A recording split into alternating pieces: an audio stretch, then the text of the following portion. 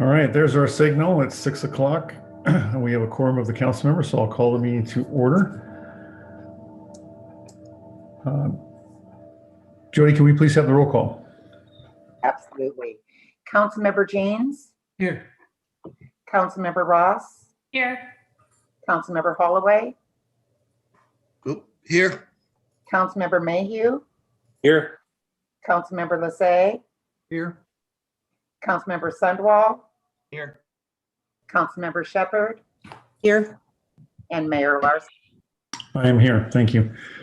Council, we have a motion, a second to approve the agenda as presented tonight. So moved.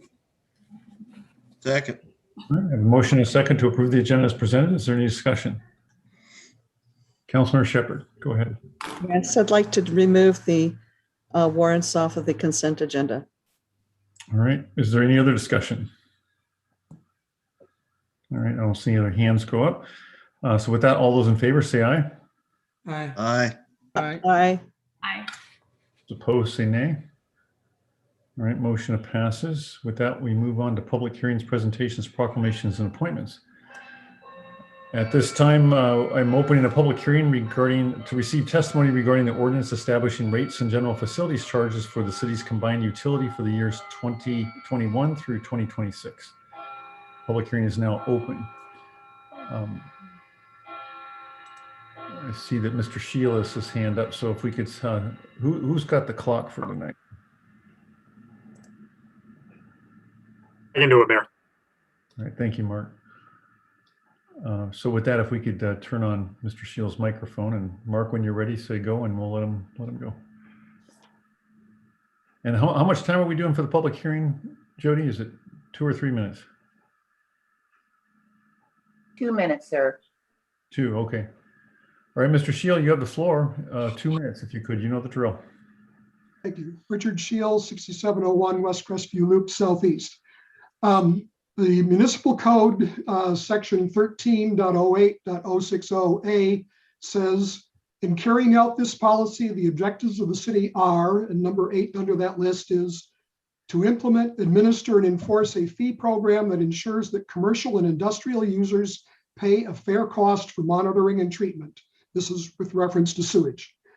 The analysis provided by the city's consultant indicates that commercial high businesses have been paying far less than what it costs to treat their sewage.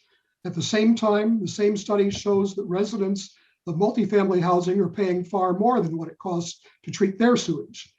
It may not have been intentional by businesses or by the city, but now that this huge inequity has been discovered, it should be corrected as rapidly as possible. If there were some other issue of economic injustice, would the council be in favor of correcting it slowly? The presentation at the council meeting 2 weeks ago indicated that the plan to be voted on tonight may take as much as 30 to 40 years before the inequities are fully corrected. This is absolutely unjust. If anything, businesses that have profited in the past from the unjust rate structure, even though they didn't realize it at the time, should not continue to receive such a benefit. Restaurants, breweries, and wineries discharge at the very highest amounts of BOD and TSS out of all the business types listed in the code, along with wholesale bakeries, which I don't think we have any in Snoqualmie. Since these businesses cause the most expense to the Snoqualmie sewage treatment system, it is right that they should pay for that expensive service. Some council members indicated they don't want to place a large financial burden on businesses, especially during the COVID crisis. I suggest we look at it a different way. The added cost to these businesses paying their fair share of sewage treatment. Please conclude your comment. Okay, I'll try to finish as quickly as I can. 2 is just such a short amount of time. If I go to a restaurant for dinner, as a customer, I should have to pay the real cost of providing that dinner, which includes the cost of sewage. Mr. Sheila, by concluding, I mean like one more sentence. If you could submit the remainder of your written comments, it seems like you probably have had 3 minutes or more written. Jody would be happy to take those. You could submit them by email or drop them off at City Hall. If I do, I doubt that the city council will see them before they vote tonight. That's totally ineffective. Well, that's not their problem. The council could allow more than 2 minutes. You were That's given, ridiculous. yeah. All right. Thank you, Mr. Shield. Is there any other member of the public that would like to comment at this time at the public hearing? regarding the rates? Okay, seeing none. The public hearing is now closed. All right, moving on to, we have a number of proclamations tonight. Proclamation regarding the Emergency Medical Services Week.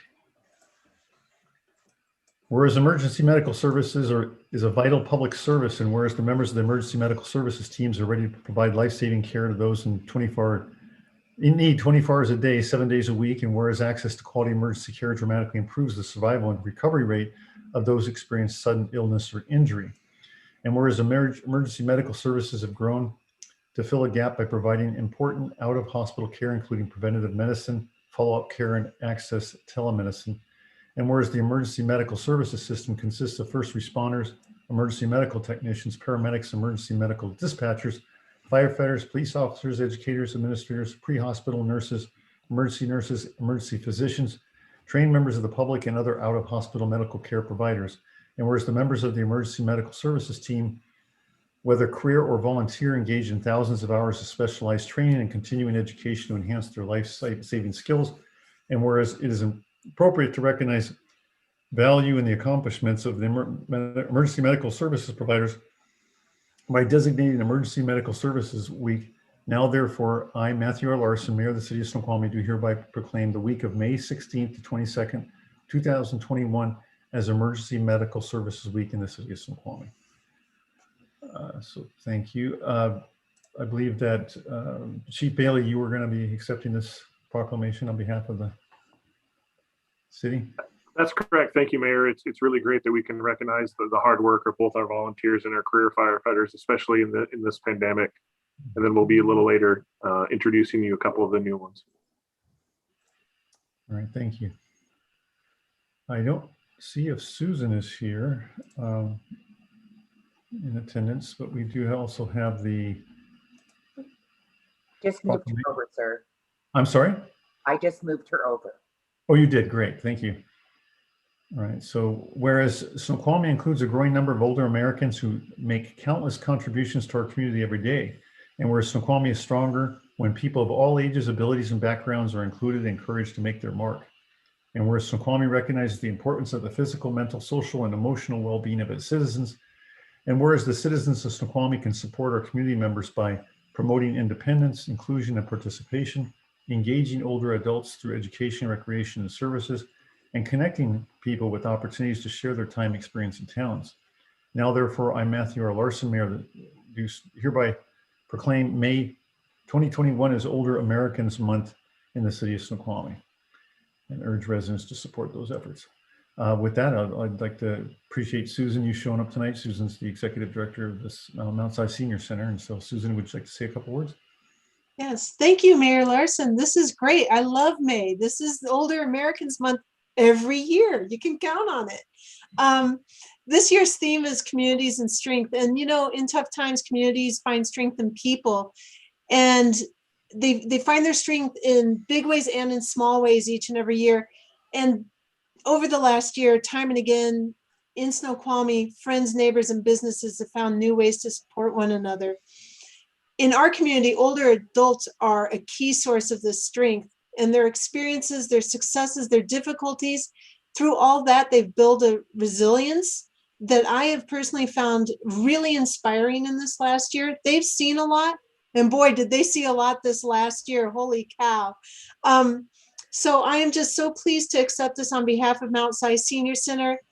I hope that we continue to celebrate our seniors, not just now, but year round, because we look to them. Theirs are the shoulders that we stand on, and they have a lot to teach us, and they're still such a vital part of our community. And so for that reason, I hope that you take a little bit of time this month to reach out to the seniors in your life, that you look for ways to help them find joy in every day, that you reach out to your neighbors, that you ask them to help you build new skills or to tell you their stories of resilience, and that maybe you can share something with them of your own story. And so thank you so much. I really appreciate it. And I appreciate the good work that this city council and that the city does on behalf of seniors. Thank you. And thank you, Susan. I just want to note for everybody, reaching out to me does not count. But Susan, I know I'm speaking for the council when I say thank you to you and your team very much for all that you do on behalf of the seniors of our Snoqualmie Valley community and for bringing this important issue to our attention this month. Hey, And for Mayor, I have taking- a question. Yes, sir. It's a serious question. What, for the purposes of this proclamation, what qualifies as an older American? It's a good question. Susan, you wanted to take that? Oh, it sort of depends on whose funding you're looking at, Sean. According to some funding, according to Mount Si Senior Center, a senior is anyone 50 and older. I'm not saying that you have to wear that label of senior proudly. It's, it is Older Americans Month. So, we might all accept that we're a bit older than others. It's Mayor Larson's proclamation. You might have to ask him for the definition. But again, with the funding, it's possibly 50. For some things in King County, it's 55. And if you're seeking food at the senior center through our congregate meal program, it's 60. It really sort of depends. I think it's safe to say it's not under 50. Safe to say the mayor qualifies, then, is what you're saying. I would not say that. That's I don't ask people their age. No, I do actually. For the purpose of the proclamation, Mayor, it's actually 65 and older. Yeah. All right. Thank you. Okay. Next up is whereas all people should have access to safe and affordable homes within our communities and provide opportunity. And whereas housing stability and staying socially distant from those outside of our households has become our state's core public health strategy. And whereas the CDC recognizes safe, healthy, and affordable housing within communities of opportunity as key social determinants of health. Whereas the King County community has responded to the historic challenges presented by the pandemic by delivering direct supports to families and individuals in precarious housing situations. Whereas the need for affordable homes across King County prior to the COVID-19 pandemic and the number of people experiencing homelessness had remained at crisis levels. And whereas everyone benefits from affordable housing, including the people who reside in these properties, their neighbors, schools, businesses, employers, and the community as a whole. Whereas united to raise public awareness, people, organizations, and communities throughout King County are participating in local affordable housing week activities to elevate the critical needs to create healthy communities with ample affordable housing. And whereas the city of Snoqualmie endorses the goals, objectives, and purposes of Affordable Housing Week, and in doing so firmly recommits itself to ensuring our community's recovery from the crisis at hand is equitable and that all people in Snoqualmie live with dignity in safe and healthy and affordable homes. Now, therefore, I, Matthew R. Larson, Mayor of Snoqualmie, do hereby proclaim the week of May 19 to 15, 2021 as Affordable Housing Week in the city. And I don't know that we have anyone to receive this here with us tonight. So I will move on to the next proclamation. Whereas Asian and Pacific Islander American Heritage Month is observed during the month of May to recognize the contribution of Asian American and Pacific Islander history, culture, and achievements of the United States. And whereas Snoqualmie is proud to be the home to a large Asian American and Pacific Islander population, and whereas Asian Pacific Americans have a profound impact on the United States and Snoqualmie community, and whereas diversity represents one of the greatest strengths, and by recognizing the contributions and accomplishments of Asian Americans and Pacific Islander men and women, our city celebrates the importance of inclusion to building a brighter future for all our citizens. And whereas the city is committed to providing comprehensive support to ensure that Snoqualmie is equitable and welcome to all people. Now, therefore, I, Matthew R. Larson, Mayor of the City of Snoqualmie, do hereby proclaim May 2021 as Asian Pacific American Heritage Month in the city of Snoqualmie and call upon Snoqualmie citizens to honor Asian Pacific Americans and learn more about the history of Asian Americans and Pacific Islanders. Again, I don't know if there's anyone to pick up this proclamation tonight. And then lastly, I believe we have the National Peace Officers Memorial Day. Whereas in 1962, President Kennedy proclaimed May 15th as National Peace Officer Memorial Day, and the calendar week in which May 15th falls as National Police Week.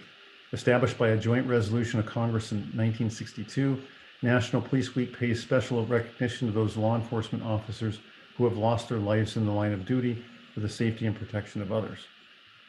Whereas the International Association of Chiefs police have declared law enforcement officer safety and wellness a top priority.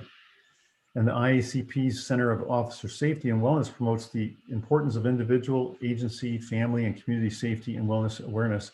And whereas the members of the Snoqualmie Police Department play an essential role in safeguarding the rights and freedoms of the citizens of the city of Snoqualmie.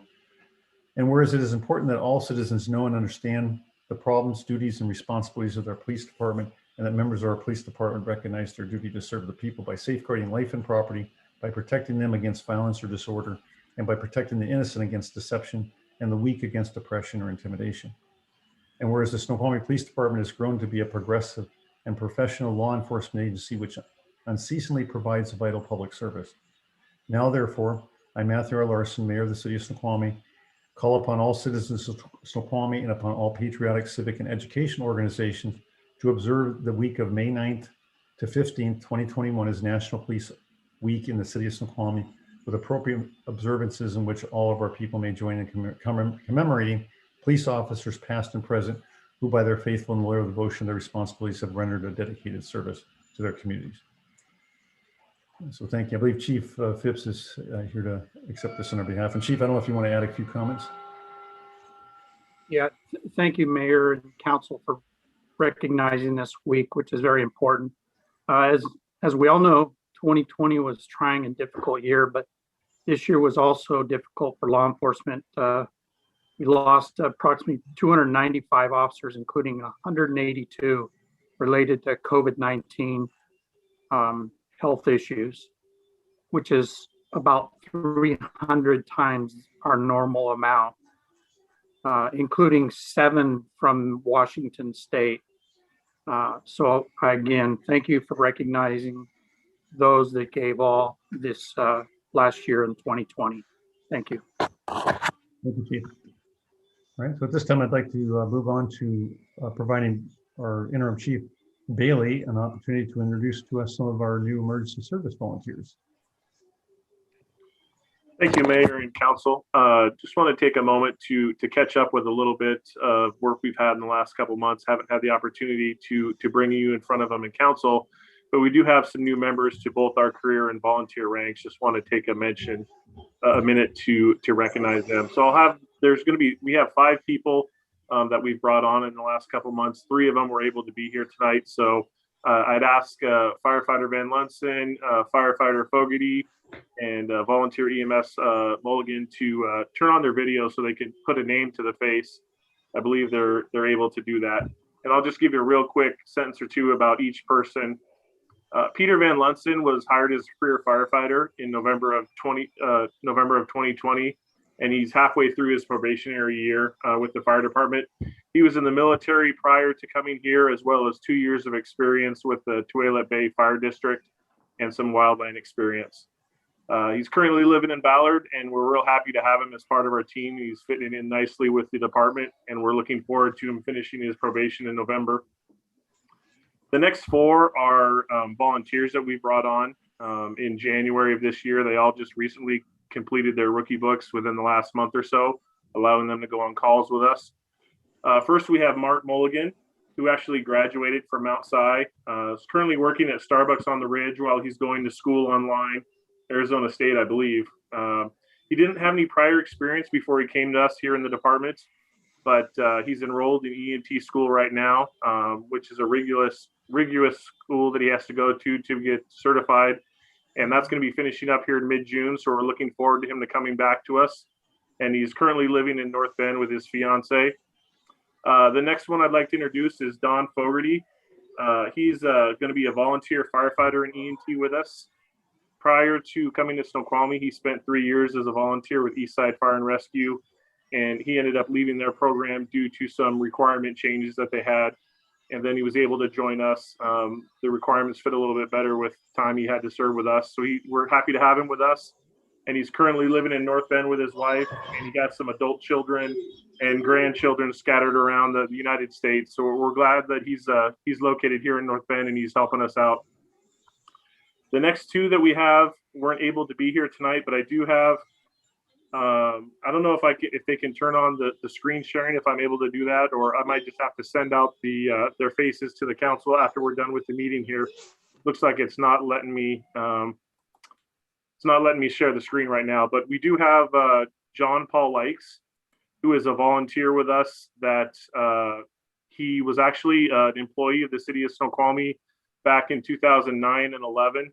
He worked for the Parks Department and then left to go to the city of Bellevue to do the same job.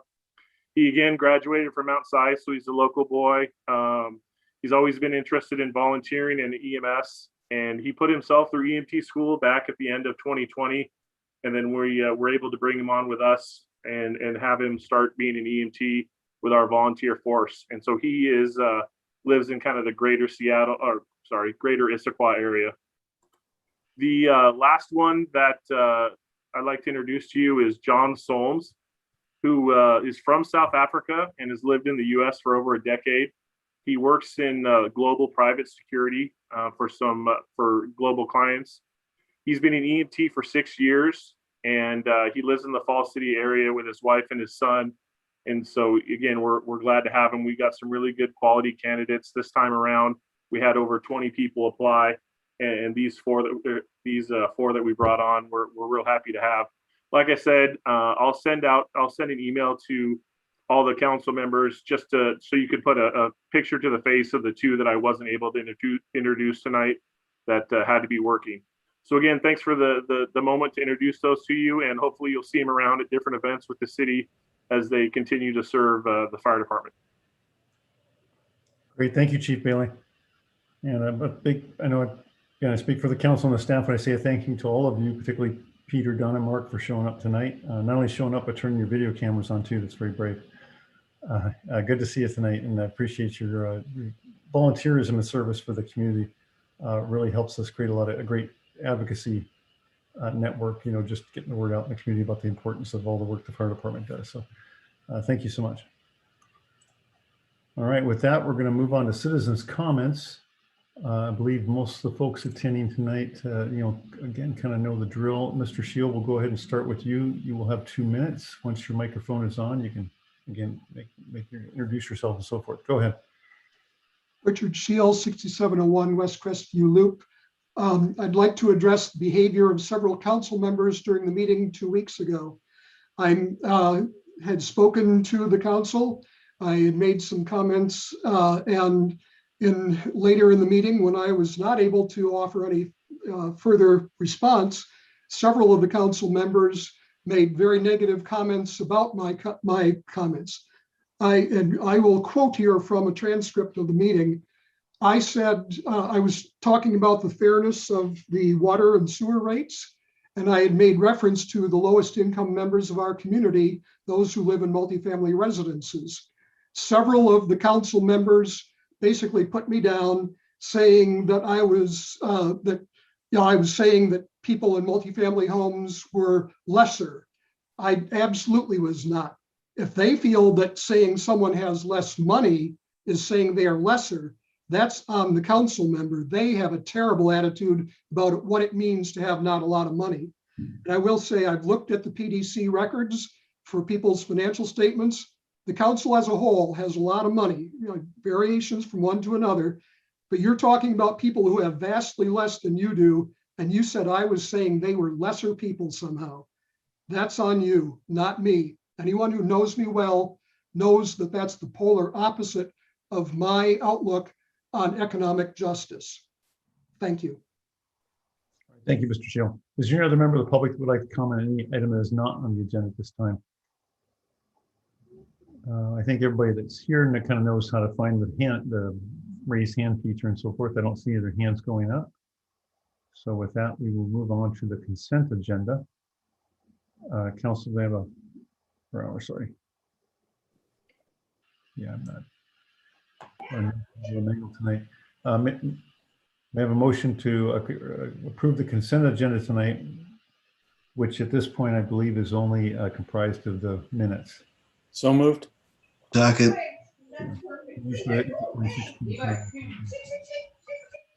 If whoever's got the voices in the background could mute, that would be greatly appreciated. All right. Is there any further discussion about the minutes, council? Is there any member of the public that would like to comment on the minutes? Seeing no hands go up, all those in favor say aye. Aye. Aye. Aye. Those opposed, say nay. All right, motion passes. And as is protocol, we immediately take up any items that are pulled off the consent agenda right after the consent agenda. And at this point, it was the warrants. So if I could have a motion and a second to approve the warrants. So moved. Second. We have a motion and a second to approve the warrants as presented tonight. Is there any member of the public that would like to comment on the warrants? I don't see any hands from members of the public going up. So council, any discussion from you? And I'll turn to the chair of the F&A or the council's auditing committee to respond initially. Well, council members, the listing of claims and warrants was distributed to all council members in advance of last week's F&A committee meeting. And that listing lists the payees and amounts for all claims being paid. No questions were received from other council members on any claim. These claims are the normal routine expenses of the city, including payroll for city employees. As a reminder, if any council member wishes to pull individual claims from the schedule for separate voting, they may do so. Voting not to approve the entire listing means the city would not pay employees or the many contractors who provide routine services, such as maintenance of our parks and city facilities. Encourage you to approve the claims and warrants. Thank you, Councilor Chair Mayhew. Councilor Shepherd, go ahead. Yeah, so I do not approve warrants just from the for the reason that we don't have access to understand what checks are written for. We have no information other than who the payee is, but what the purpose of the check is, we have no idea. And this is something that changed, has always been challenging, but changed even more so during the pandemic. And I don't think that the pandemic is an excuse for not being able to see what is going on with the payables. So I will not be voting to approve warrants. All right. Any further discussion, council? Hearing none. All those in favor say aye. Aye. Aye. Aye. Those opposed say nay. No. All right, motion passes 6-1. All right, moving on to ordinances, Parks and Public Works Committee. Agenda Bill 21025, ordinance establishing rates and general facility charges for the city's combined utility for the years 21 through 26, amending the Snoqualmie Municipal Code sections 13.04.384, 13.08.010, 13.08.090, 13.10.045, 13.12.010, 13.12.038, 13.12.040G, and providing for severability and effective date. This was introduced on the 26th and is ready for action tonight. And I believe the summary statement was read in, so you can just read the motion. Isn't that what you just read? I wrote a. Okay, never mind. So move to adopt ordinance 1248. 1248, establishing rates and general facilities charges for the city's combined utility for the years 2021 through 2026, amending Snoqualmie Municipal Code sections listed there and providing for severability and effective date. Second. I have a motion and a second to approve ordinance 1248 as stated by Councilman Sunwell. Is there any member of the public that would like to comment on this item prior to action?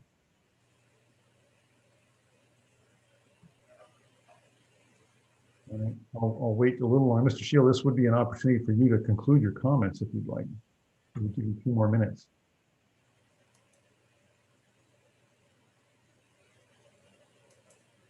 I don't see his hand going up. With that, council, do you have any further discussion or questions on this item? All right, hearing none, all those in favor say aye. Point of order. Oh, I'm sorry, Councilman Cheryl, I didn't see your hand go up. Go ahead. No, okay. So anyway, I am not in favor of passing this bill because we did not study what our base rate is compared to other cities. We chose not to look at terms of structuring our water rates to encourage conservation.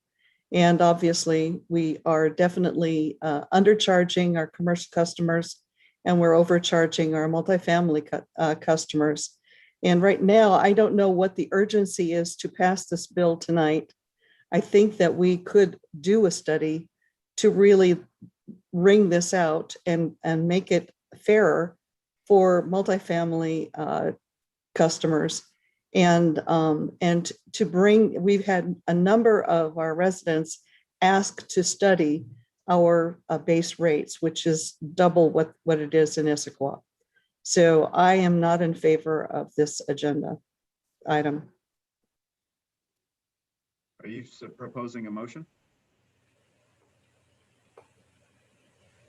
Yeah, I'd like to put this back into the committee, and I'd like to do a study on our base rates compared to other cities and look at our rates from that perspective, which we have chosen not to look at.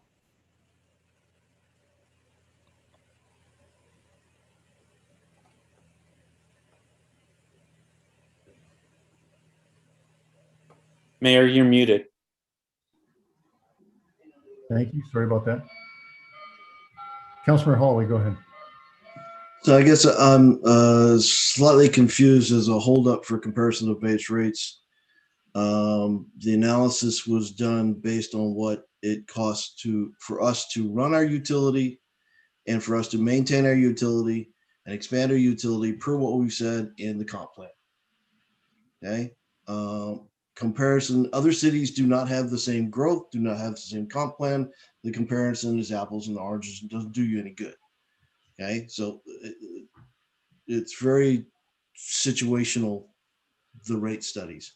Okay, second, what was discussed in regards to groupings within the rates, we have 3, other municipalities have 5, is the advice was putting more groupings wouldn't necessarily drive more conservation. We already have high usage, normal usage, low usage breakout, and we charge accordingly to try to do conservation. So putting more groupings doesn't necessarily drive more conservation. It will drive more cost in the administration of those groupings and the billing. Okay. From there, I would like to reflect that what an individual pays for housing may or may not reflect what their income is. It is just their personal choice of what they decide to pay for housing. And if you look at some of the rental rates, I know some of those apartments rent for more than my mortgage.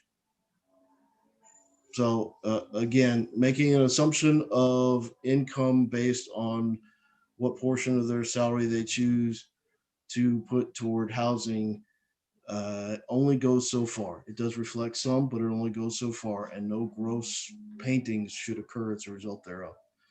I'm done. Councilor Mayhew.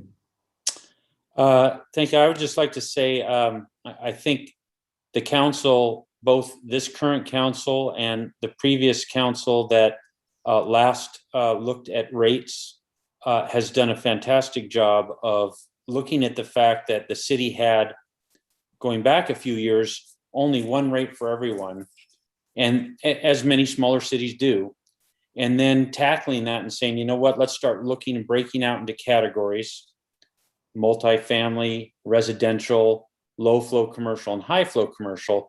And let's try and look at the different costs there and move to a costing that is different for each of those groups and more representative of what they're contributing into the cost of running the system. This rate schedule makes a significant step forward in that regard. I think it is just fantastic that both the previous council and this council are looking at trying to move in that direction and making significant steps in that direction. And I completely support this bill tonight. All right. Are there any other council members that would like to comment and haven't had a chance to say anything before I come back to Councilmember Shepherd? Seeing no one else raise their hand, Councilmember Shepherd, go ahead. So the consultant did tell us that they did not study what our base rate could be and how we could restructure this based on usage. And so I would challenge the idea that this is studied when it has not been studied. I think that it was worth studying, and I think that a lot of residents would like to see it studied. All right. If there's no further, oh, Councilmember Jeans, go ahead. So perhaps you took action on Councilmember Shepherd's motion that was not seconded, and I didn't hear it. Is the council, have you and the council acknowledged that she made a motion, but it wasn't seconded, so we've just She moved didn't. on? You never made a motion. She didn't. Okay, So we're still debating the ordinance. good. Okay. Councilmember Shepherd. So I'd like to make a motion to put this back into committee and to further study base rates.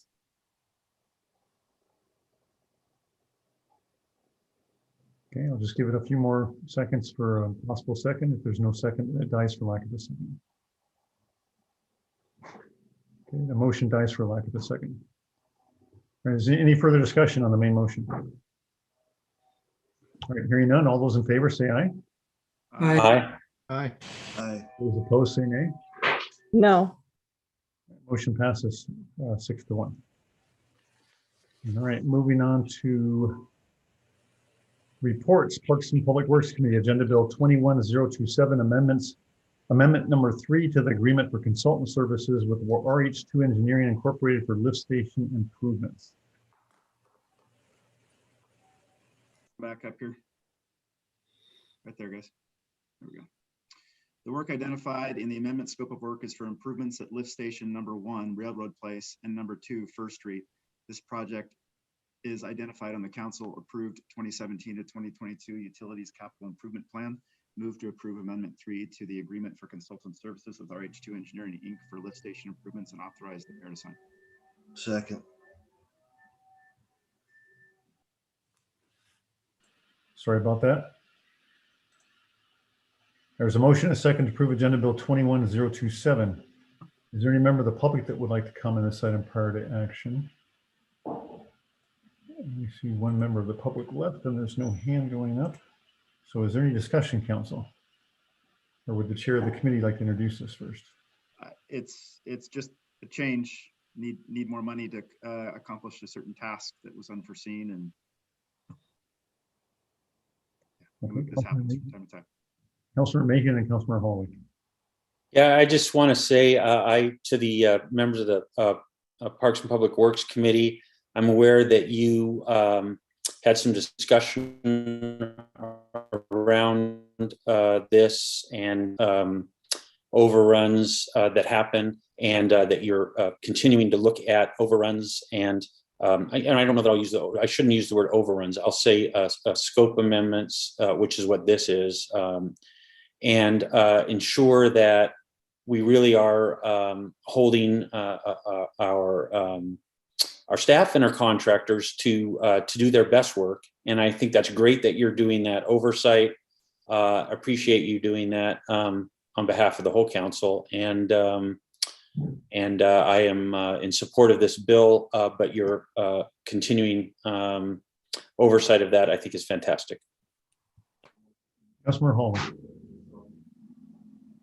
Well, mostly it's just I want to put a ticket. I do want to have a discussion in committee when we get back, particularly on like management reserve. Between the original amendment and these 3 amendments, the management reserve percentage fluctuated greatly, and I guess I'd just like a deeper understanding of that. But other than that, I'm in support of the agenda, the amendment tonight. Thank you. I don't see any other hands going up. So with that, if there's no further discussion or debate, all those in favor say aye. Aye. Aye. Aye. Those opposed say nay. All right, motion passes unanimously. Any other report for Parks and Public Works Committee? No, other than I'll just repeat how amazing those pedestrian activated lights are. I just hear overwhelming response from pedestrians and motorists. So really great job to the Public Works Department for getting that done. Fantastic job. Great, thank you, That's the least controversial signal we put in the city in at least 5 years. Oh, now you're begging for controversy. Yeah, it's the ones we don't put in that get controversial, but go ahead. All right, Community Development Committee, you report. I do. I have a couple updates. One is regarding the SWOT results, where we did that in February 24th. We've been reviewing these in our CD meeting, community development meeting. And we narrowed them to items that have received at least 4 votes or more, meaning it reflected at least half to majority of the votes. And from that, we took the SWOT analysis and we're trying to decide what are the essential questions that we wanted answered based on the results. And so we're going to be working with the facilitator, Andrew Ballard, reviewing the questions and coming up with some overall questions and a proposal for what the next steps are, whether that's another SWOT analysis with stakeholders or taking these questions and talking with them, different stakeholders and community survey, things like that. So we'll come back to council with the proposal as to what our next steps are. Also, during the council retreat, we talked about affordable housing options and what are some fast things that we can do to help with rental assistance and homelessness services. And we, at our last committee meeting, we talked through what funding is available through the House bills 1406, 1590. These are the ones that our council had adopted this last year. And so we'll be coming forward with a proposal on funding 2 local nonprofit organizations in the area of rent assistance and homelessness. And we'll be bringing this forward probably in the next couple of meetings. So that's it.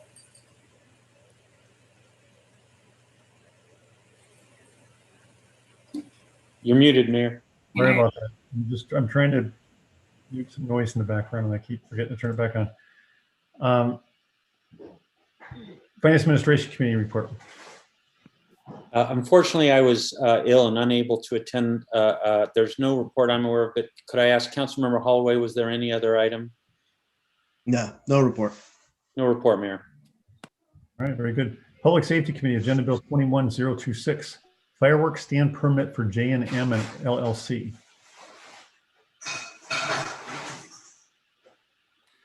I'll read the summary report, although I can't read the right-hand column or what's on the right-hand side of this material that's before me because all of the participants are there. So if you can either move the participants up or I'll just guess what I can't read. Councilor Jeans, there's a participant button at the bottom of your screen. If you click on it, it will close your participants box. Oh. So you can see, or you can grab the top of the participants box and move it somewhere else. Or I think there's even, there's an X in the upper corner of your participants box window. If you just hit the X, it'll close that box. I tried that, that didn't do it.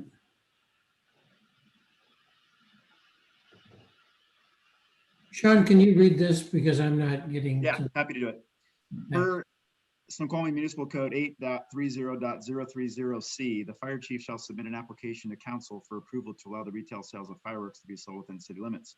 J&M LLC has applied for a fireworks stand permit to sell fireworks from June 28th, 2021 to July 4th, 2021 on the old IGA Snoqualmie Ridge parking lot at 7730 Center Boulevard Southeast. The fire chief has reviewed the application and found it to be complete and in compliance with all requirements of the state statute or stature, depending how you look at it, and regulations of Snoqualmie Municipal Code 8.30. Move to approve the fireworks stand permit for J&M LLC. Second. We have a motion and a second to approve Agenda Bill 21026 as stated by Councilmember Sunwell. Is there any member of the public that would like to comment on this item prior to possible action? I don't see anyone's hand going up. So with that, I'll turn to Councilmember Lassay and then Councilmember Shepherd. Yeah, just a quick question for probably, I guess, for Chief Bailey. Is J&M someone that has applied in the past and have they had previous stands in the Snoqualmie's same group? That is correct. It's the same group that's operated out of that location for many years. Okay, that's what I just want to clarify. That wasn't, I don't remember the J&M. I seem to remember it being a different name, but thank you. It's the name of the company that provides the equipment and that basically provides all the legwork for the stand, and then the church participants provide the staffing and receive some of the proceeds. Okay, thank you. Councilmember Shepherd. Yeah, so I've been hearing from quite a few residents that they do not want fireworks in the city, and they're worried about the damage to their homes and the noise and the effect on people with PTSD. And so I am not for approving this permit. All right, any other discussion, council? All right, hearing none, all those in, Councilmember James, go ahead. So Councilmember Shepherd has voiced that before. It's sort of not germane to this permit. And I have committed to her as chairperson that after the 4th of July, we will measure how the 4th of July went, and we will, at our next committee meeting, we will consider the matter of permitting fireworks in Snoqualmie. That's all. All right, Councilmember Holloway. Just can we refer to it as the dollar store parking lot or the library parking lot in reference to existing businesses? Just future note. Right. I'm done.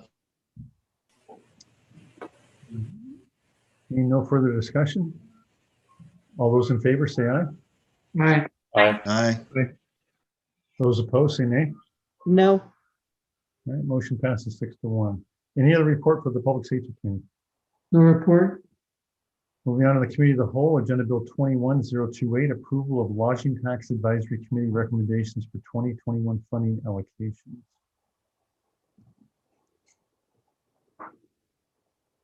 That would be me. Hold on. The Lodging Tax Fund Advisory Committee, LTAC, is responsible for requesting, receiving, and evaluating applications requesting funds for tourism-related programs in Snoqualmie, determining eligibility applicants, and providing a recommendation of hotel motel tax allocations to the City Council, occurring in RCW 67.28.1816, Section 2B II. The municipality may choose only recipients from the list of candidates and recommended amounts provided by the local Lodging Tax Advisory Committee. Move to approve Lodging Tax Advisory Committee recommendation for 2021 funding allocations. Second. Motion and a second to approve Agenda Bill 21028 is stated by Councilman Sunwell. Is there any member of the public that would like to comment on this item prior to possible future action? One's hand go up. Any discussion, council, on this item? Or Councilman Yeah. Sunwell? If you don't mind if I jump in on this. So the LTAC committee met twice to discuss this round. We have, as everyone knows, this entire thing is funded by heads and beds, basically. And so we are being as cautious as we feel like we need to be to not spend or overspend. Most of the people receiving the money are on the actual committee, but we talked about what state law allows and actually requires.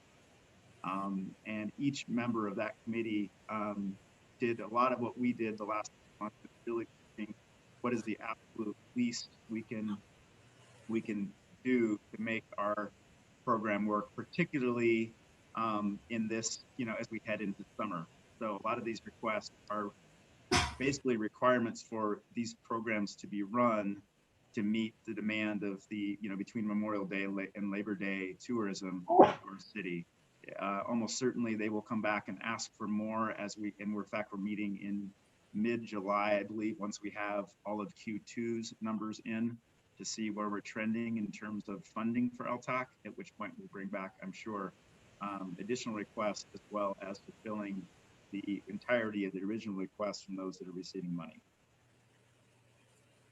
Thank you, Councilman Sunwell. I also want to note that it's our hope that and understand that there may be a possibility with the ARPA funds to backfill some of the lost LTAC revenues with some of those funds as well, so that we can, again, another means to support promoting tourism in local businesses. Councilor Mayhew, go ahead, and Councilor Losay.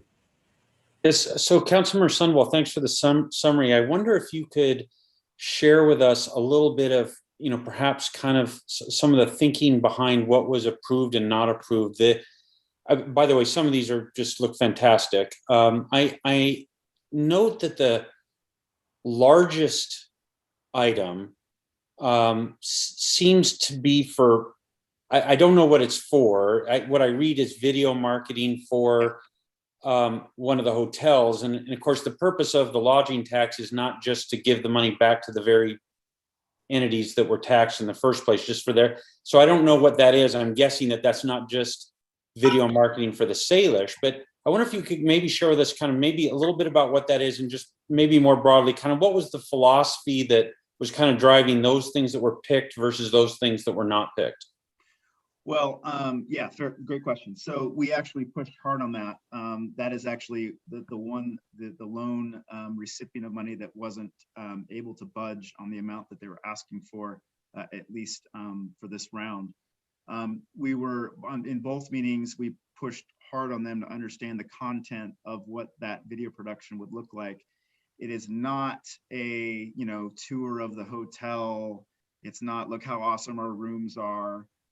This is about the broader community. I would say the broader valley, so not just Snoqualmie, but they will highlight downtown and uptown restaurants and other things that will hopefully drive people to get away from their windows looking at the waterfall and spending 20 bucks on a hamburger to come downtown and uptown to participate in some of the activities that we have throughout our community. So they were very, very committed to that. That is their purpose behind that video. It's not a Salish promotional video. And do you know how it's going to be used, Councilmember Sunwell? How it'll be put out to the public? I don't know that I know the entirety of it, but I know like it'll be shown throughout their hotel. So imagine when you go into a hotel room, you turn on the TV, and most hotels have some sort of blah, whatever they're talking about the community or whatever. That is a use of it, and as well as kiosks throughout the hotel. They don't, to my knowledge, they don't take TV ads, and obviously that would be too lengthy for a TV ad. But yeah, generally on site. Or a phone app, I hope. Councilor Lissay and then Councilor Roth. Yeah, thanks, Mayor. I was looking at the funding application summary, and of course, 2020 was hit very hard with COVID, and having people, funding this balance is very difficult, and it's very hard to tax on, reach the same numbers of tax dollars as we have in previous years when there aren't tax dollars to be charged to things. But I noticed a line in there that said estimated 2021 revenue yet to be received. I'm wondering what that is, or is that, I guess, if you can tell me what that is without me having to speculate, I'd appreciate that. Right. So if Robert wants to jump in, he can too, but that's basically money that has been earned, maybe that's the wrong word, but not received by the city. Robert, do you want to clarify that? Yeah, so throughout the year, we're estimating what we collect through the year for the funding that's available through the year. And of course, we haven't hit our busy seasons yet. Our peak season is usually July, August, as far as collecting that revenue, and actually again in December. And so we're anticipating X amount of collection. We're actually being conservative this year because we don't know how it's going to play out yet. We got a little of a reprieve, not moving phases last week by the governor, but that could change. So again, that's what we estimate to collect this year for the year 2021 in those taxes. And again, that's subject to change based on the economic activity this summer. Robert, is that also counting any delinquencies in payment? Yeah, and again, with the delinquency you're talking about, I can't really talk about one taxpayer in a public forum like this, but I can say that when you have a new taxpayer, it's hard to estimate how much they should be collecting. So that's part of it too. It's a little bit tricky to really pin down that number we should be collecting.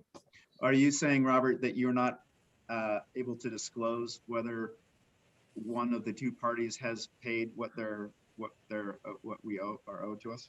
No, I'm not allowed to, just based on the Department of Revenue guidelines. We cannot discuss any category that has fewer than 3 different businesses in it. So I can't really break it out for the purpose of this group. Sounds like we need 2 more hotels.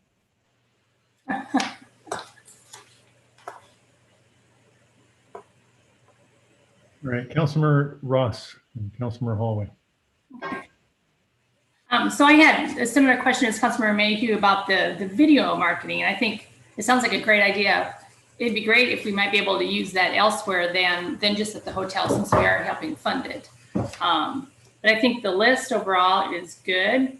It represents important, well, the applicants represent important entities that will help draw tourism, such as the Snoqualmie Valley Chamber, the Salish Lodge, the Northwest Railway Museum. So I'm full support of your recommendation.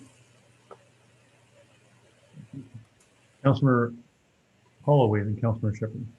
Just in terms of where the video and the photographs and other things on the list where we're generating general marketing material, do we have constraints on that the city retains some ownership and right of use, seeing as we're funding it through our taxes?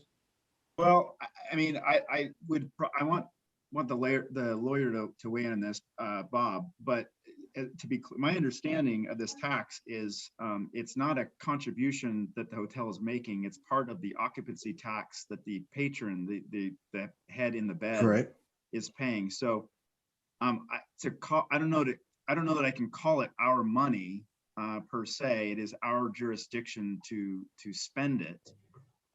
But the interesting dynamic of how this law is set up is the people at the LTAC committee who vote on it are almost always the ones receiving the money. And so there is a conflict that in most situations you'd be like, what? You can't do that. But that's how this is set up by design. And so by state law, actually, the state mandates that it be 2 representatives of those receiving LTAC monies and 2 from those paying it. So they built that conflict into the construction of the LTAC committee itself. Bob, did you want to wait? Go ahead, Bob. That's all correct. I mean, it is tax money, and so therefore it is the city's Correct money. I mean, it is no longer the property or the funds of the entities that paid it or the people that are customers who paid it. I think this, but it would be characterized, and I'll defer to the Mayor Pro Tem perhaps for the correct accounting term, as a restricted fund. It's not an enterprise fund, but it's a it is a fund that has certain statutory restrictions that have been discussed already on the call as to how it's administered, which entities it can be paid to, and for what purposes it may be spent. Bob, could you answer Councilor Holloway's question about the ownership of the final product, given that it is the city or city's money that's paying for the product? I don't believe we would have the ability to do that as a contingent upon funding, no more than we would have the rights to hand out money that we did for the CARES Act to make sure we all get hamburgers at the restaurant we funded. I don't know how we'd be able to do that. Those are separate issues. No. What if I said salad? No. Councilor Holloway's asking who basically retains artistic control of the final product. Is it a product that the city can disseminate however it wants on various, on a phone app or chamber kiosks around the city, or is it the sole property then of the hotel, although it was city funds that was used to pay for it? I think that's what your question is, correct, Councilor Holloway? Correct. Or even, like I said, general marketing material. The railroad museum stuff is pretty particular to them, so I view it as we're giving them money to support their operation, and this is just part of it. Where we're general marketing material, the photographs, the video, and whatnot, I'd love to put that video on channel 29, and I wouldn't want to run into the issue of you have to ask permission. I don't know how they're different. I don't know how a product produced by the railroad company is different than something produced by the Salish. They're both, I don't understand the difference. Typically, those materials are going to be produced pursuant to a contract between the entity that receives the funding from the city and some consulting firm, artistic firm, video firm. And so the artistic rights are going to be governed probably most directly by that.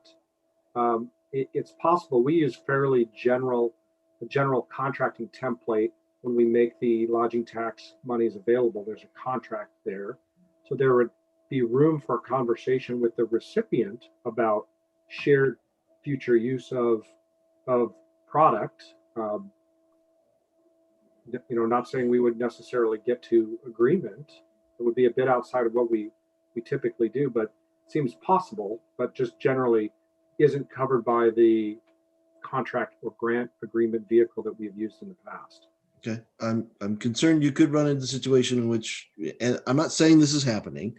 I'm just saying you leave open the potential that the Salish Lodge could do this video. And then the Hampton Inn comes by and says, I'd like to use the video too. And they're told no. I want to make sure that we have that video available for other usages supporting lodging and tourism if it's being funded out of city funds, albeit LTAC funds, but still city funds. So Bob, homework assignment, or come back and tell me no. All right, with that, Councilmember Shepherd, go ahead. So I'm not for spending money that's based on projections. I'd rather know that we've collected that money before we start approving spending on this. We do this every day with property taxes. All right, Councilmember Mayhew. Yeah, I would just point out that that's in fact how the entire city is run. We spend the money that we're collecting during the year. But my point is this: I support what the LTAC what the committee has proposed, except I do not support this largest item unless the matter that Councilmember Holloway has addressed, that is that we knew that we had the right to use this video, either the city to use it or other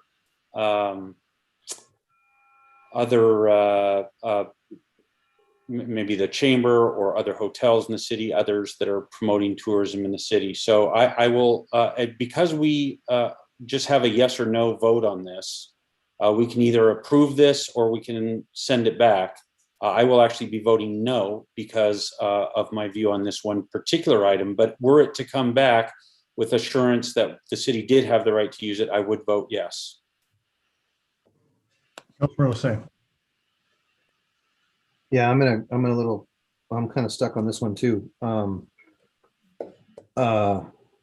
Because I don't want to make a comment about one applicant and whether there's concern that they may say we could use it or they can say we can't use it, and then come back later and then change their mind. I would like to have some assurances that are, binding, because I would not want it to turn into a promotional video for one entity within the city of Snoqualmie, based upon monies we gave them. I don't have a lot of detail to back up how to rectify that in my head. So I'm not sure. I almost feel like it does, could it be, get some clarification and come back to us? Is it necessary to have it approved right now? Or could, I guess I would support maybe getting it back to the LTAC committee and getting some clarification on what that video is going to be for. Mark, could you quickly speak to the time sensitivity of this issue? Mark Hoffman. Thanks, Mayor. The reason it's before the council tonight is Memorial Day is coming. So one of the scenarios is you can give a thumbs up, thumbs down in accordance with the selection, vote accordingly. They can return with a mid-year adjustment at any time. We already anticipate more requests later on. We could have a subcategory where we clarify that for you and bring that individual item back. But I would suggest not holding the other applicants at bay until we have that information. That way they can go forward before Memorial Day, and then we could pledge to a discussion with the applicant for that one particular item. All right, thank you, Mark. Councilor Sunwell, and then Ross. Okay. I'll put it more bluntly. Every other applicant will miss their deadline for Memorial Day. So if we're going to hold this up over whether we might get a video that we might want to use, that would be frustrating. I also don't believe we have the right to do that. No more than we would have the right if we gave something to the Snoqualmie Valley Museum that contingent upon us giving the funding for that, which they're on here, we have to have access to whatever product they make out of the money. I think I don't agree with that precedent. They're going to the effort of making the video. They went to the effort to ask for the money, and they're using the money to benefit the city. Councilmember Ross, Councilmember Holloway. I agree with what Councilman Sunwell just stated. I think we should just go ahead and approve the whole thing because as you mentioned earlier, we're not going to get the marketing from the Northwest Railway Museum, right? You're going to create your marketing, they're going to use it $15,000. It'll benefit the whole city, whether we take it and use it or not. Same way with the video. There's a lot of people that stay at the Salish, they're going to see it, they're going to come out and they're going to go use our restaurants and go shopping and just come in historic downtown or the Ridge. So I think we should approve it and let them get their work done before Memorial Weekend, because it's really important that we drive businesses for our restaurants and for all our stores. Councilmember Mayhew.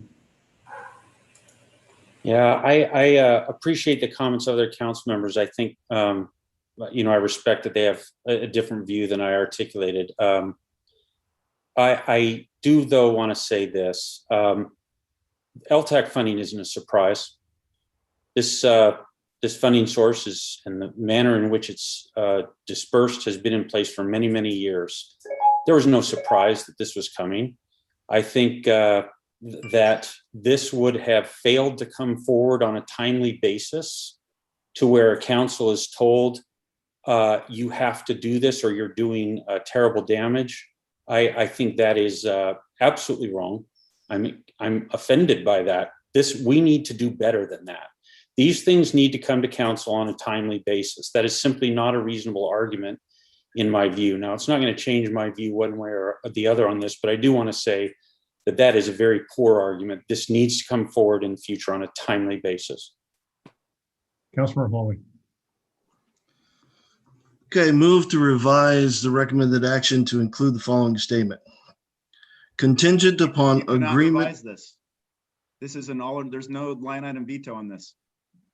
Well, I'm gonna wait. I'm gonna indulge his motion and then check with the attorney as to whether. Well, Chair, can you rule on whether I can make a motion to amend a recommended action or not? You may go ahead. Thank you. Contingent upon agreement of city-directed secondary use for general marketing material.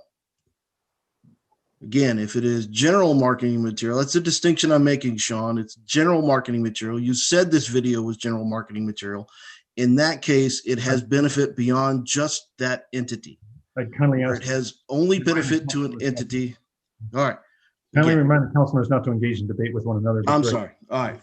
Contingent upon agreement of city-directed second use of general marketing material. And I leave it up to staff to decide what general marketing material is. All right. Well, first I need to wait for a second. Can I have a second?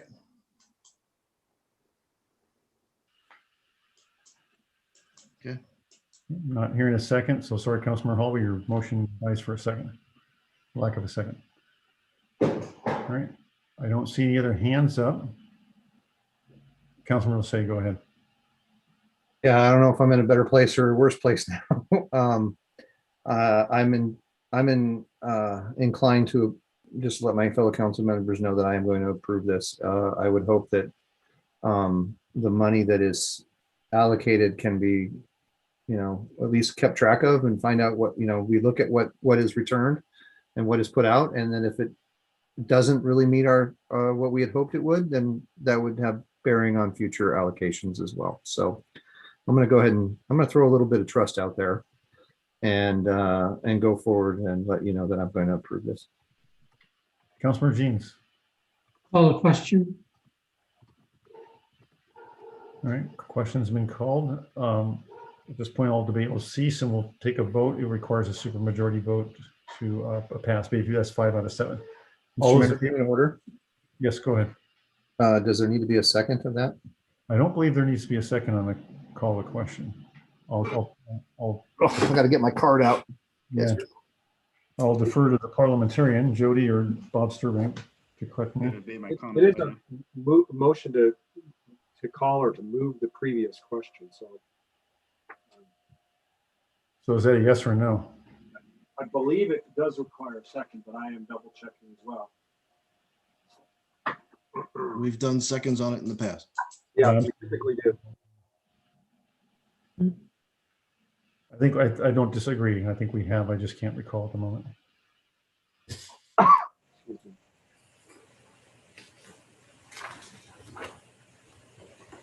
Yeah, and Ms. McFarland's table does indicate similarly that a second is called. All right, thank you. Do I have a second on Councilor Jean's motion to call the question? Okay, I do not hear a second, so the motion dies for lack of a second. There were a few hands up before that, but I see Councilman Sunwell's hand is the only one remaining at this point, so go ahead. I just want to clarify that video will absolutely show the restaurants in the Salis Lodge and highlight them as something to do while they're there. My point was it will also go outside and talk about the things outside of that. So at some level, this is proprietary. We wouldn't want to use it. The Hampton wouldn't want to use it. And I guess I'm a little concerned that because we're calling this into question because they want to highlight the outside. The railroad is not going to do that. The railroad is producing a video. They're not going to do that. You know about train. But because they want to highlight stuff outside of their facility, we're now holding them to a standard that they need to turn it over to us or to somebody else. And I think that's a tough ask. So I really am done talking about this. Promise. Okay. Any other Councilor Holloway, go ahead. Well, and I started out my reference to also the photographs. Again, general marketing material. Where it's general in nature, can be used by others to support LTAC activities. We ought to ensure that we're getting the most for our money and we have the right to use that. But I'm done. All right, with that, I don't see any other hands up. Any further conversation and debate? Going once, going twice. All those in favor, say aye. Aye. Aye. Those opposed, say nay. No, Heard Councilor Holloway, Shepherd, and I believe Mayhew said no. Is there anyone I missed? And the other remaining four said yes. So from my, unless we do a roll call count, I believe it was a vote of 4-3 in favor of the motion. So the recommendation from LTAC money is approved. Councilor Sunwell, go ahead. So I will say, I really appreciate the vigorous debate. Sometimes these things are rubber stamped. And so while obviously a few of us didn't agree, I really appreciate the vigorous debate. I thought all the points were good, especially mine. No, I'm totally kidding about that part. I thought all the points were good, and I really do appreciate the debate. And I am glad it passed, but appreciate the debate. All right, thank you. I don't have any other items on the agenda tonight. There may be an opportunity for EE liaisons to various boards and commissions, committees to give a report if they so choose at this time.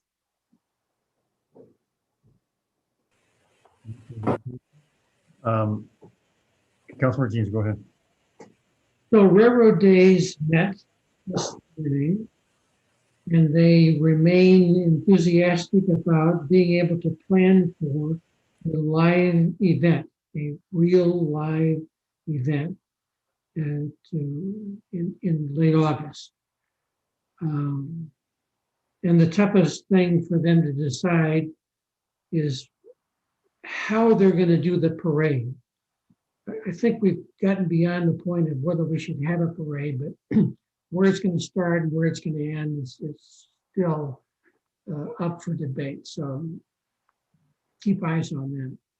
The Art Commission met this afternoon, and I think you would be interested in knowing a couple of the things that they're planning for.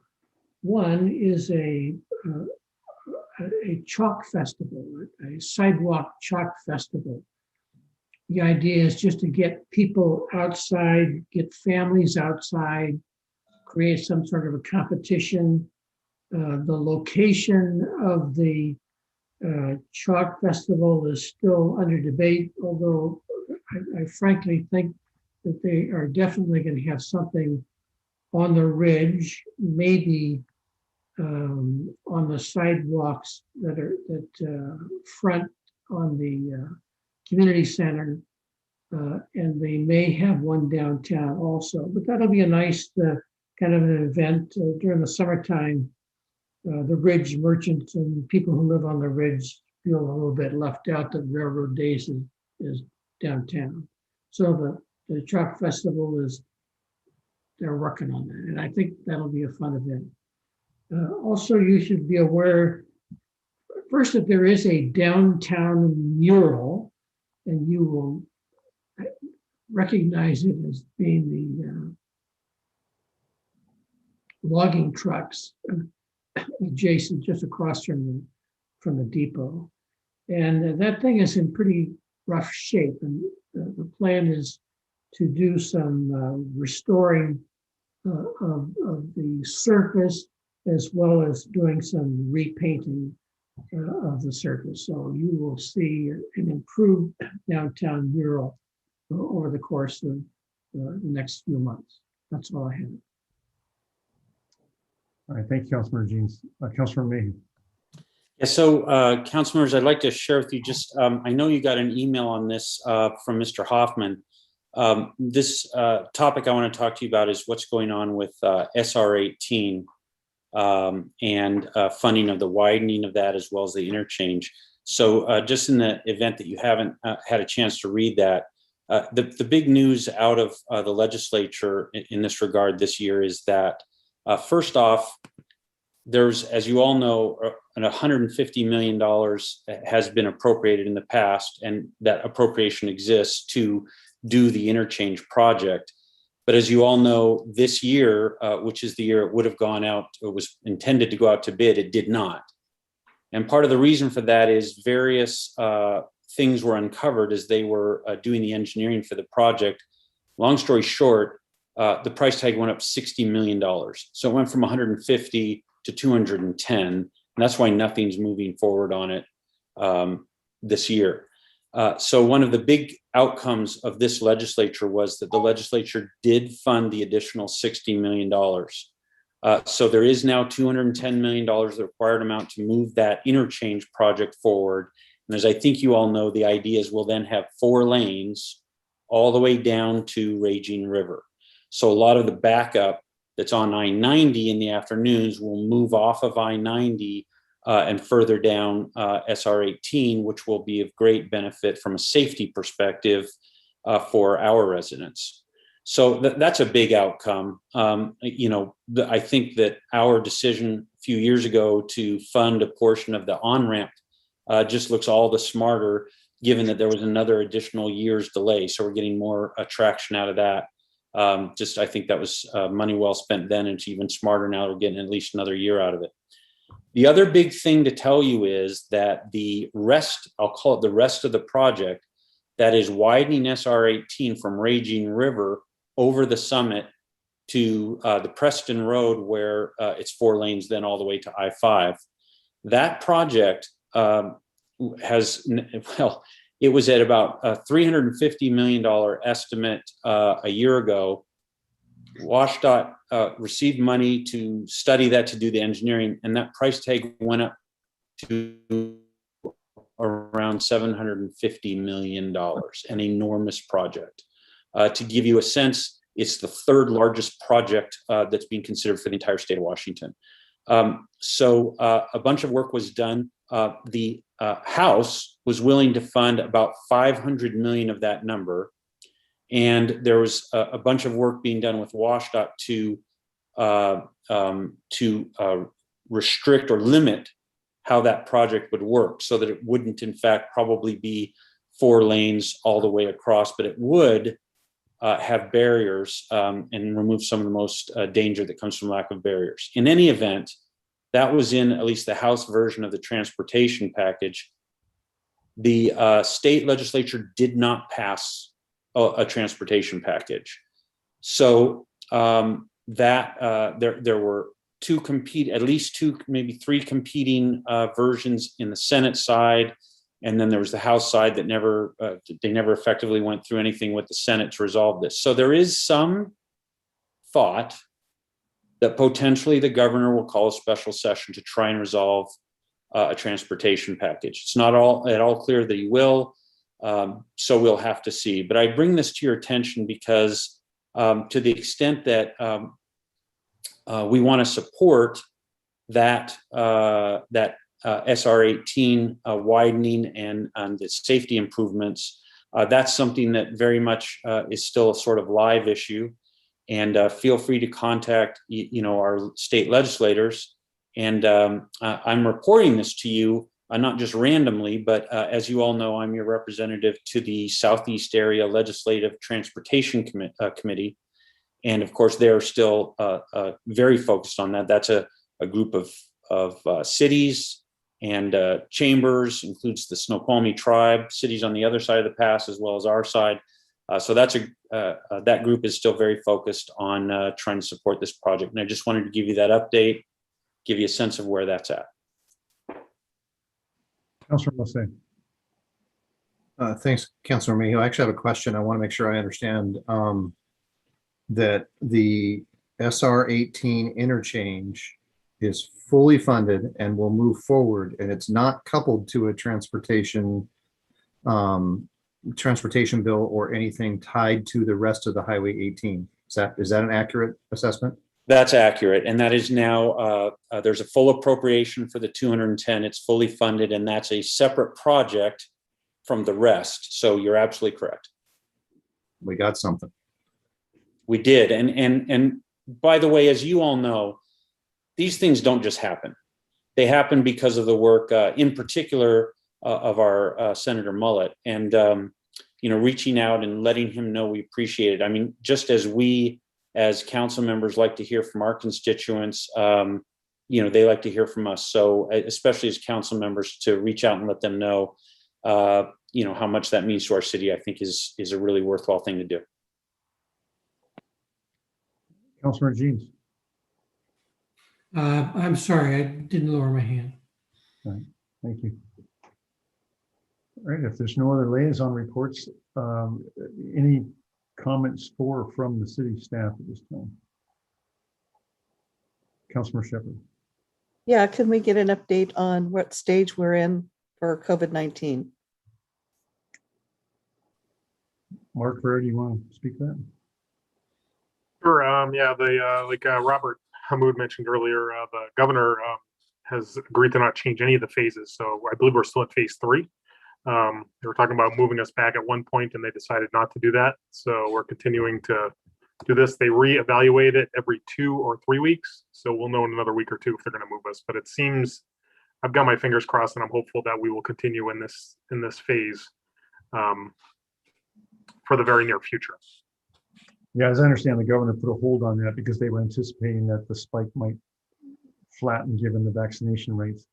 And it was encouraging news to see in the newspaper this morning that in fact is happening, that those rates are quickly dropping and flattening. So I think it's very encouraging from this time out. Good point. Councilmember Mayhew. Yeah, I wonder if the police chief or maybe just provide some input to the chief. It's always dangerous to talk to the chief about something because he has a much better pulse on a finger on the pulse. But there has been, it appears, more speeding and at a higher speed at which they are speeding on the parkway, particularly around Timber Ridge.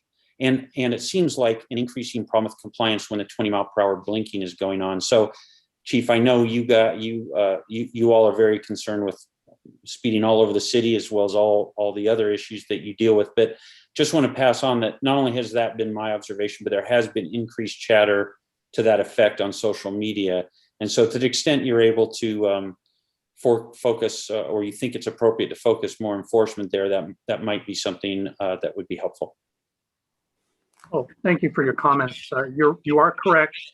We are noticing an increase in speeds on the parkway, and it's obviously because school is now in session and there's kids around. So we have increased our enforcement in that area as best we can. We are having some difficulty in that fact as we are officers down. So our staffing level is not what it should be at this point, but we are out there. And I know some of the discussion was they didn't see us out there. We do have 2 if you will, unmarked vehicles that have been patrolling that area and making vehicle stops. So we're still out there. We may not be out in a marked vehicle though. So thank you again. Chief. All right. No other questions? I'm not aware of any other announcements before concluding tonight. There being no further business coming to the council, I entertain a motion to adjourn. Oh, Councilman Jean, did you have a quick comment? Yeah, so I'd like to take us back to the LTAC. We needed a supermajority. We didn't get a supermajority, therefore it failed. No. Their second chance, or what's the status? No, the supermajority pertained to a calling the question, which did not receive a second. So it died for lack of a second. We were back to the main motion. The main motion only required a simple majority. Oh, so it passed. Correct. Oh, good. Thanks. All right. So again, there being no further business coming for the council, I entertain a motion to adjourn. So moved. Second. A motion, a second to adjourn tonight's meeting. Mark, I saw your finger go up real quick. Did you want to make a quick comment as part of the discussion for adjournment? Yeah, I just wanted to add one more thing just to remind you about one of the announcements from the staff members. Parks and Public Works. Yeah, I wasn't sure if you wanted to do that, but that's fine if you feel it appropriate to say something tonight. Well, I think it would be. So just for the council's own benefit, Parks and Public Works Director Brian Krause has submitted his resignation, and this is going to be his last council meeting that he's going to be at. So it's effective next week. And I know he is here. He was here earlier. I don't know, Brian, if you want to say anything. I know it's been wonderful working with him over the last few years, and he's done a great job over there with very limited staff. So I just wanted to hand it over to Brian for a minute, and then if the council had anything to add. Brian, did you want to unmute and say anything, or? Sure. I just want to let everybody know it's sort of a bittersweet decision for me to move along. I've really appreciated working with all of you. We've accomplished some great things in the 3.5 years I've been with the city. There's been some great strides in collaboration on some very large things over the last couple of years that I'm very proud of. And I'm proud of this group here tonight and all the things we've accomplished. You know, we've accomplished some huge systems plans and the related budgets associated with that. These are some huge accomplishments that are very difficult to wrap your minds around. And they're very complicated. And I want to give all of you credit for making the time to get involved and be passionate about these things, because a lot of times they can just go over a lot of people's heads. And it's one of the things that I appreciate very much about this council is your passion that you bring to your positions. My decision to move on is a personal decision. I have an opportunity to move on and spend more time with my family, which has been very important to me. I don't think Mark should have approved my recent vacation, because the time off in sunshine was very good for me, which really heavily swayed my decision to move along. But again, I want to thank you for the opportunity to work with you all and the mayor for selecting me to be the Public Works Director and supporting me in that role. And I appreciate all of you and the support you've given me through this period. We've been through some very challenging times together, from insane storms to budget challenges to a world pandemic. These are remarkable times, and you all have just buckled down and been there to see this community through some very challenging times. And I feel proud to be part of this group that did that. And I will always cherish my participation in everything we've accomplished during that time. So I want to thank all of you. I'm going to miss Snoqualmie greatly. As you know, I was a resident for Snoqualmie for quite a while. Snoqualmie will always hold a dear place in my heart, and I won't be a stranger. So with that, thank you all very much. Thank you, Brian. Councilman Sunwell. Well, I had heard this was coming, and I'm really sad. I will admit, when Brian was appointed, it wasn't that I questioned whether he could, I just didn't know Brian very well. And it was sort of an open question for me, like, is this job too big for him? Because we're somewhere between a small city and a big city. And I will just tell you, without exception, my experience, and I think I've been the chair pretty much since you came on board as full-time as the director. You have been so amazing to work with, and so I'm just really appreciative of your willingness to take calls and texts at any hour, and keep us up to date, and be willing to do pretty much anything without a preconceived agenda of what you're trying to do. And I'm sad to see you go, but it's hard to argue against more time with your family. I hope that's a hint to the administration that we need to get that department better staffed, so we don't have this same reason for the next time. But I wish you the very best, Brian, for you and your family, and thank you for all you've done for the city. Thank you. Councilor Lassay. So I met Brian on his first day of work.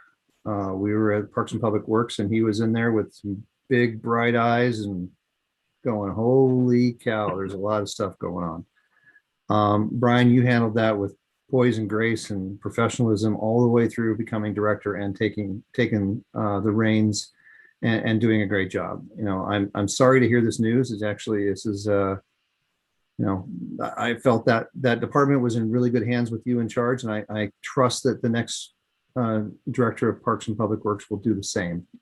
You've left things in a really good spot. You took on some things that were challenging, and you did quite well. So I wish you all the best. I'm sorry you're leaving. You know, I hope it all works out for you. And yes, don't be a stranger. Thank you. Councilor Jeans. Brian, Parks and Public Works was a big job before you came here as the director. And the whole concept of looking around and seeing who would be the next Parks and Public Works director, I'm so glad that you applied for it. I'm so glad that we took a look at promoting from within, and you're a great tribute to all that has happened, and it makes me feel really nice to have known you, and thank you for doing such a good job. You selected the city, and the city selected you, and good luck in all that you do. Thank you. Thank you. Thank you very much. Councilor Mayhew and Councilor Roth. Mr. Kraus, I'll just add my agreement with what the other councilman said. You've been you've just done a fantastic job for the city. You've taken us through some really tough things, moved us forward, and you've just done a great job. And I would add my thanks personally and on behalf of the residents of the city for the great job that you've done for the city, and best of wishes in your future. Thank you very much. Councilor Roth. I'm repeating everyone else, but you know, you've done a really nice job from the strategic aspect of creating the non-utility and utility CIPs, and then you know, watching over each of the different projects that you worked on, down to the minutia of coordinating the snow removal so we can get off our streets and drive to where we wanted to. And some of those are really challenging storms. But overall, you did a great job, and really just appreciate everything you've done, and wish you the best of luck. Thank you very much. Okay, thank you, councilors. And Brian, thank you very much. I reflect many of the councilors' comments, and know this past year has been a pretty tough grind, especially for you and your department. You guys had to be out there, boots on the ground, throughout this past year, and short-staffed, as we've been sort of having to deal with some initial budget cuts or hiring freezes, and much of that fell on your shoulders, and you were always often, perhaps too often, going above and beyond, not always by choice. Getting that department properly staffed will be a serious challenge. In fact, your departure, I think, will make that all the more painfully clear. We need to address that soon. And you know, fortunately, the ARPA funds are going to give us the leverage to do that, at least for the short term. So, but I wish you all the best for you and your family, and do thank you so much for what you've done for the community and for the staff that has worked for you too. I know you've knocked yourself out, not just for the city, but for the staff that worked for you. Still time to change your mind. All right. Any further debate or discussion about adjourning the meeting tonight? We have a motion on the floor. All right. If we stay in, if we don't adjourn, he can't leave. Is that how it works? Right. We This can't. means we can't leave. Oh, no. He can't get any work done. He just has to sit in the meeting. All right. So much to this, man. All those in favor, say aye. Aye. Aye. Opposed, say nay. All right, meeting is adjourned. Have a good night, everybody.